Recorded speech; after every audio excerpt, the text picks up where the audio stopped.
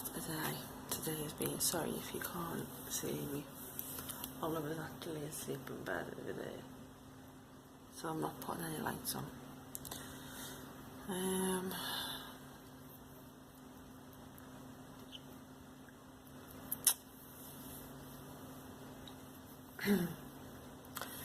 Today never went the way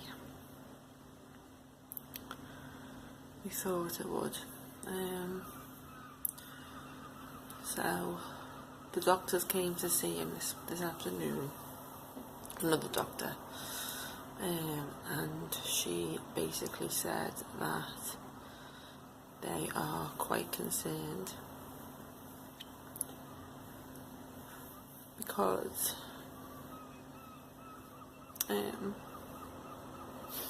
is basically for him his I don't know if it was his white blood cells or something else to do with infection, should be at a number 10, and Oliver's is 78, so it's really high. Even though he's okay to look at inside him, something's really wrong. So she said all his organs are working fine, so it's nothing like kidney infection, liver infection. It's an infection, but they don't know where. So she ordered another urine sample and a chest x-ray, and that was to rule out a chest infection and a water infection, and they both came back clear within minutes. Mega fast, really fast.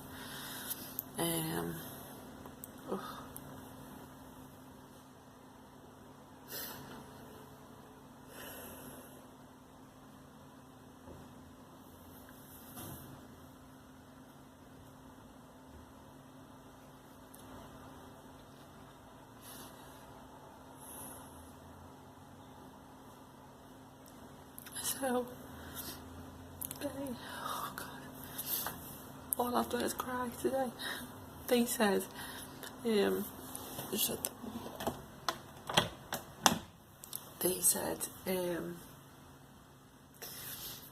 needed to do a lumbar puncture to find out if it was meningitis. That's what they think he's got. They think he's got meningitis. So, they gave him this drug, I don't know what it's called, like a medicine, and it just made him drowsy. So it was kind of like an anaesthetic, but he was conscious, but his brain was doing everything right, but his body, no. So he kept telling me, "Mummy, my head's dizzy," and he kept doing this, and then it'd be jolting back, left, right. Oh, it was horrible. Worst thing I could have ever seen. And then when I asked the doctor, I said to the doctor, I said, can we go in with him? And he advised us not to. So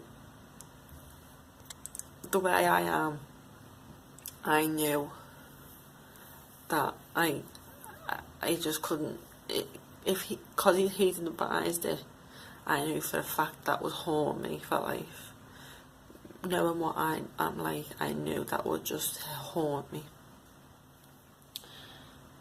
So I took him in, put him on the bed.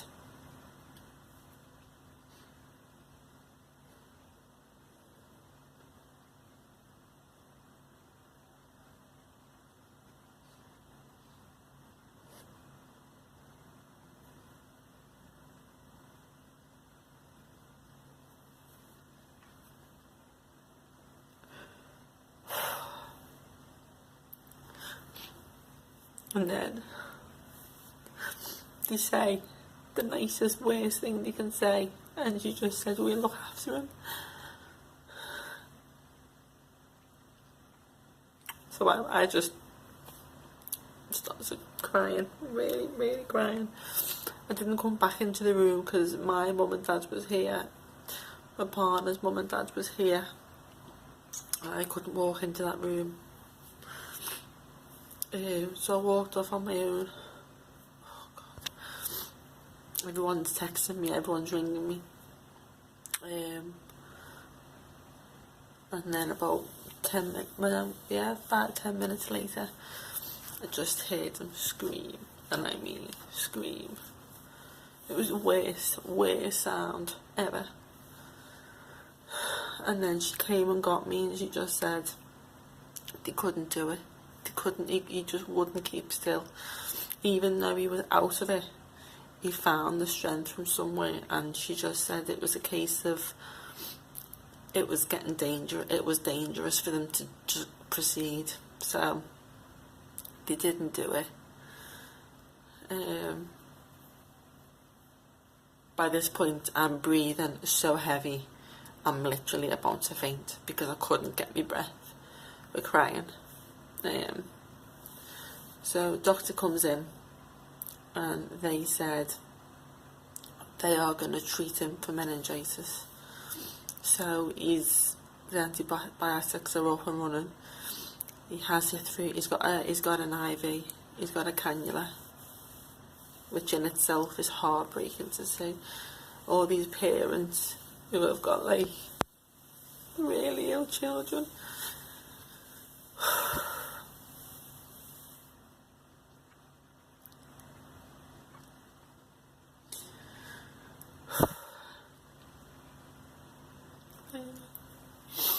They are doing it again tomorrow. But she said he said they'll give him that drug again, which will just space him out, which is horrible. I think because he's in my care, they literally gave him the drug and then they come back in half an hour and it just hit him so fast. He was like a rag doll, but he thought he wasn't, so he was fighting it and then he's banging his head. Oh, it was horrendous. So tomorrow they're going to do it again, give him this drug to space him out again, but they're going to put numbing cream on his spine. I don't know why they didn't do that today. I don't know. And then if he still is in distress, then they'll have to put him out, which I'm just dreading. I'm dreading. In one respect, I kind of think just do it. Don't put him through it, just do it. And he's fine. He literally is. I mean, his temperature's been under control since we've stayed in, since we've been admitted. His temperature's been okay. I think his last spike was this morning, which was 3 o'clock this morning, and it was something like 38.9 or something stupid like that. And touch wood, it hasn't spiked again. So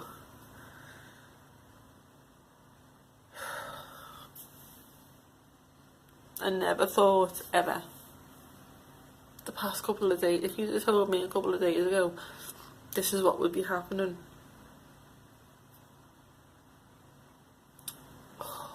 But yeah, they think he's got meningitis, so I literally don't know what else to say.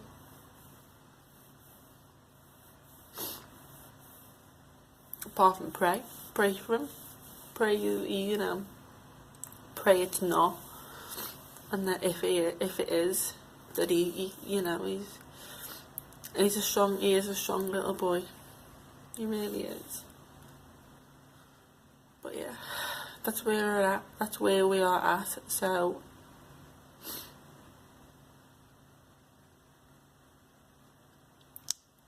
I'm just dreading tomorrow. I'm dreading tomorrow because I've seen it. I know what it's going to be like. And he won't take it.